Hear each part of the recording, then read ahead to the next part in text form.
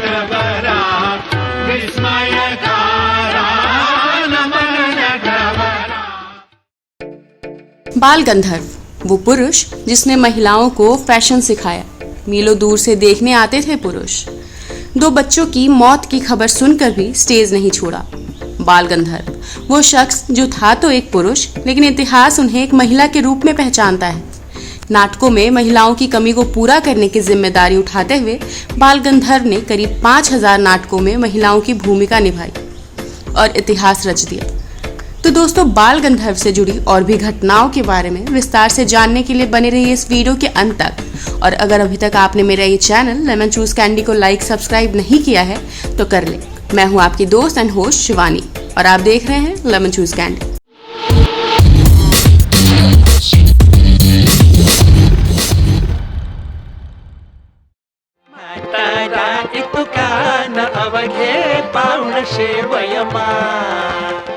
वैसे तो इनका नाम नारायण श्री प्रसाद राजहंस था, लेकिन महज 10 साल की उम्र में इनकी गायकी से प्रभावित होकर लोकमान्य बाल गंगाधर तिलक ने इन्हें बाल गंधर्व नाम दिया।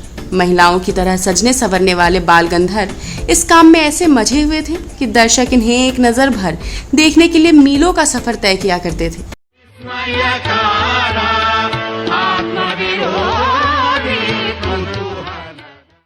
इनकी बनाई और पहनी गई साड़ियां और ज्वेलरी को महिलाएं फॉलो करती थीं। इतना हैरान कर देने वाला इनका करियर, उतनी ही ट्रेजेडी भरी इनकी निजी जिंदगी। ये वो थे जो बच्चों के निधन की खबरें सुनकर भी स्टेज पर नाटक करते रहे। देखने वालों की आंखों में आंसू थे, लेकिन इनके लिए परिवार से पहले फर्ज था। इनकी निजी जिंदगी इस तरह की ट्रेजेडी से भरी रही, लेकिन इससे इनकी कला पर कोई असर नहीं पड़ा। चलिए हम आपको इनकी जिंदगी की कहानियां बताते हैं। लोकमान्य तिलक ने नाम दिया बाल गंधर्व। 26 जून 1888 को नारायण श्री प्रसाद राजहंस का जन्म देशस्थ ब्राह्मण परिवार में महाराष्ट्र के पालुस गांव में हुआ। इनके पिता शौकिया तौर पर सितार बजाया करते थे, जहां से इन्हें गायन का हुनर विरासत में मिला। पढ़ाई में रुचि नहीं थी तो इन्होंने कम उम्र में ही गायकी शुरू कर दी और हुनर तराशने जलगांव के क्लासिकल म्यूजिक ट्रेनिंग स्कूल चले गए। पुणे दौरे के दौरान इन्हें महज 10 साल की उम्र में लोकमान्य बाल गंगाधर के सामने गाने का मौका मिला। परफॉर्मेंस खत्म होते ही लोकमान्य तिलक इनके पास आए और पीठ थपथपाते हुए नाम दिया बाल गंधर्व, यानी कि हुनर से भरपूर गायक। आवाज थी मधुर, लेकिन सुनने में थे कच्चे। कम उम्र में ही बाल गंधर्व का नाम 1890 तक लोगों की जुबान पर था। वजह थी इनकी मधुर आवाज और भजन गाने का तरीका, लेकिन इन्हें सुनने में परेशानी हुआ करती थी। एक बार इनके हुनर का कोल्हापुर के राजा महाराज साहू की नजर पड़ी। जब साहू को इनकी सुनने की परेशानी का पता चला तो उन्होंने खुद पैसे खर्च कर इनका इलाज करवाया और इन्हें किर्लोस्कर नाटक मंडली में जगह दिलाई। यहाँ से गायक बाल गंधर्व का अभिनय करियर शुरू हुआ। मंडली को लंबे समय से प्ले करने वाली महिला की तलाश थी, लेकिन जब बाल गंधर्व इस मंडली से जुड़े तो उनके चिकने चेहरे और फेस कट से तलाश पूरी हो गई। 18 की उम्र में पहली बार शकुंतला बन स्टेज पर आए। साल 1906 में जब 18 साल के बाल गंधर्व मिराज प्ले में शकुंतला बनकर स्टेज पर पहुंचे तो हर कोई हैरान था। नाजुक हाथ से पल्लू खींचना, बातों का हाव भाव और महिला बनने की बारीकी ऐसी कि देखने वाला पहली नजर में धोखा खा जाए। इन्होंने सौभद्र, मान अपमान, विद्याहरण और स्वयंवर जैसे दर्जनों शोज में कभी नंदिनी, कभी सुभद्रा, कभी भमिनी तो कभी देवयानी या रुक्मणी बनकर इतिहास में सुनहरे अक्षरों से अपना नाम लिख दिया। अंत को शुरुआत में बदलने वाले बाल गंधर्व ने किया 5000 प्ले। साल 1913 तक आपसी मतभेद के कारण किर्लोस्कर नाटक मंडली टूट गई और बाल गंधर्व का काम पूरी तरह रुक गया। ये एक बुरा अंत था, लेकिन बाल गंधर्व ने इसे खूबसूरत शुरुआत में बदल दिया।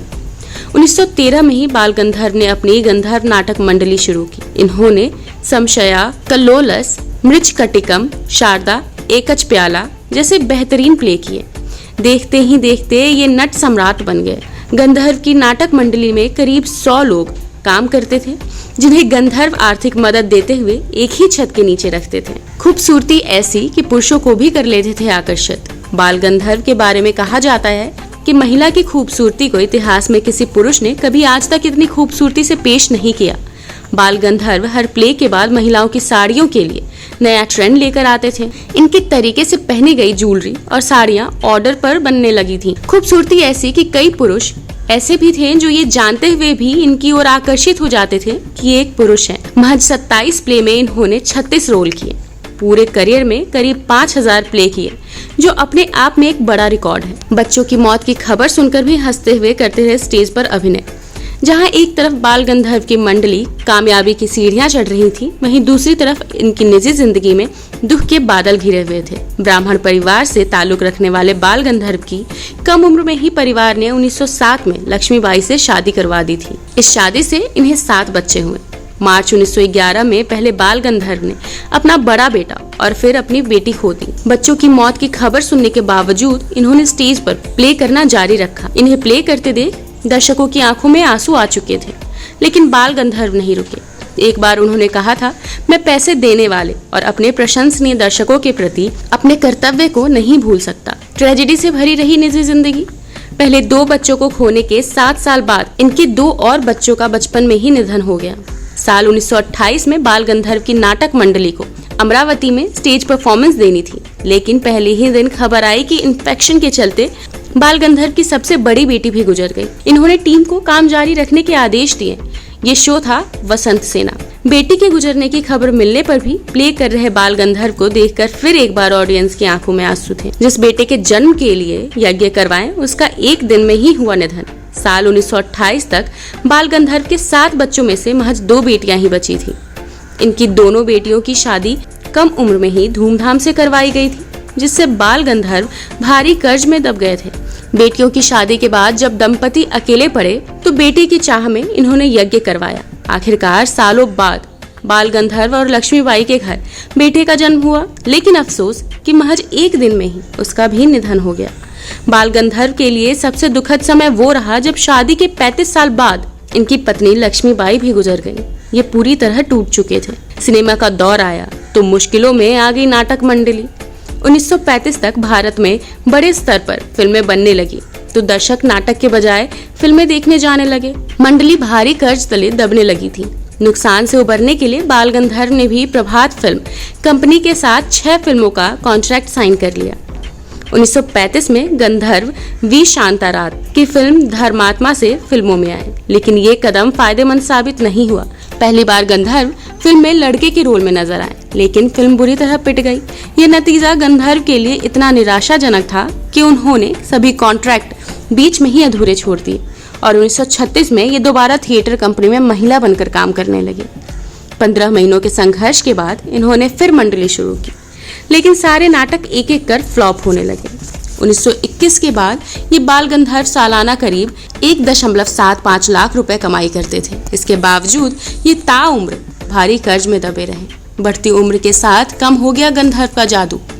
थिएटर के बड़े प्रशंसक रहे बाबूराव रुईकर ने बाल गंधर्व को मनाकर 1937 की फिल्म साध्वी मीराबाई में लिया। 50 साल के गंधर्व फिल्म में मीराबाई के रोल में आए, लेकिन उभरते कलाकारों के सामने इनकी अदाओं का जादू कम हो चुका था। थक हार कर गंधर्व फिर नाटक मंडली की ओर लौट आए, लेकिन अब यहाँ भी बात नहीं बनी। खाली थिएटर में प्ले करते रहे। जैसे तैसे नाटक कंपनी भी शुरू की। इस बार गंधर्व अपनी मंडली लेकर येवला पहुंचे। प्ले शुरू होने से पहले स्टेज के पास खड़े एक व्यक्ति ने गुस्से में कहा, कलाकारों को इतना समय क्यों लग रहा है, जो पर्दा खुलने में देर हो रही है। इस समय गंधर्व महिला की तरह संवर कर पर्दे के पीछे खड़े थे। किसी ने कहा, अरे कलाकार तैयार हैं, लेकिन सामने से सवाल आए, लेकिन क्या? जवाब मिला, दर्शक ही नहीं है, सिर्फ 6 लोग ही आए हैं।